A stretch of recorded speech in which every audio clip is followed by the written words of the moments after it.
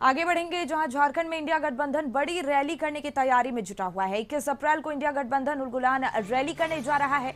Rally की कमान पूरी तरह जामुमो नेत्री कल्पना सोरेन ने अपने हाथों में ले ली है। वो खुद तैयारियों की मॉनिटरिंग कर रही हैं। साथ ही रैली को विशाल रूप देने के लिए विपक्षी गठबंधन के नेताओं से मुलाकात कर रही हैं। रविवार को कल्पना ने विपक्ष के कई नेताओं से मुलाकात की और 21 अप्रैल की रैली में देश भर के विपक्षी नेताओं के जुटने की बात कही जा रही है। ये भी बताया जा रहा है कि इस महारैली में कल्पना सोरेन, मल्लिकार्जुन खड़गे, राहुल गांधी, प्रियंका गांधी, लालू यादव, तेजस्वी यादव, ममता बनर्जी, सीएम भगवंत मान, सुनीता केजरीवाल, आप नेता संजय सिंह, सौरभ भारद्वाज और एमके स्टालिन समेत कई अन्य नेताओं को भी आमंत्रित करने वाली है। तो झारखंड में इंडिया गठबंधन बड़ी रैली करने की तैयारी में जुटा हुआ है। इसको लेकर पूरी तैयारियां हो चुकी हैं और इसी पर और ज्यादा जानकारी लिए संदीप हमारे सहयोगी जुड़ गए हैं। देखिए संदीप, झारखंड में इंडिया गठबंधन बड़ी रैली करने की पूरी तैयारी कर चुका है। 21 अप्रैल को गठबंधन उलगुलान रैली करने जा रहा है। क्या कुछ खास तैयारियां की गई हैं इसके मद्देनजर? यदि लोकसभा चुनाव की बात करें तो उस चुनाव से पहले यदि राजधानी रांची में होने वाले जो उलगुलान रैली है वह 21 तारीख को आयोजित की गई है। हालांकि इसका आयोजन जेएमएम की तरफ से किया जा रहा है, पर इस रैली में जितने विपक्ष के बड़े नेता हैं उनको भी आमंत्रित किया जाएगा और यह रैली 21 तारीख को प्रभात तारा मैदान में होना है। और कहीं ना कहीं लोकसभा चुनाव के पहले जो महागठबंधन है वो अपने आप में एक झूठता दिखाने के उद्देश्य से इस महारैली का आयोजन कर रही है। और इस उलगुलान रैली में जिस तरह से जेएमएम के जो नेता हैं उनका कहना है कि इस तरह की रैली रांची में ना तो आज से पहले हुई है और आने वाले दिनों में भी इतना बड़ा जो रैली होगा कभी होने वाला नहीं है।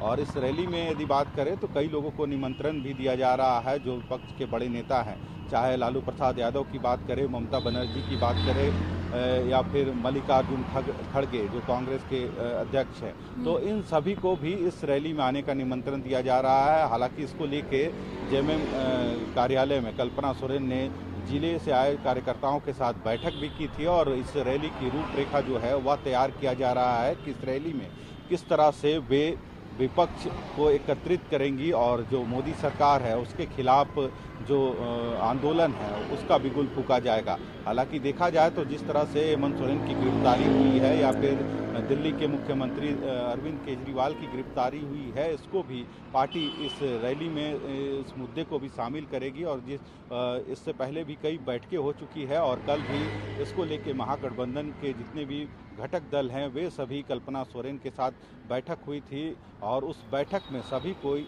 एक कह सकते हैं तय कर रहे हैं इस रैली की, ताकि इस रैली को सफल बनाया जा सके। तो कह सकते हैं उलगुलान रैली और उलगुलान के साथ ही विपक्ष के सभी नेता एक मंच पर दिखेंगे। बिल्कुल संदीप, तो रैली की जो मॉनिटरिंग है वो खुद कल्पना सोरेन कर रही हैं और विपक्ष के तमाम नेता जुटेंगे इस महारैली में। क्या संभावना, क्या स्थिति बनती नजर आ रही है? कितना असर लोकसभा चुनाव पर इसका देखने को मिल सकता है?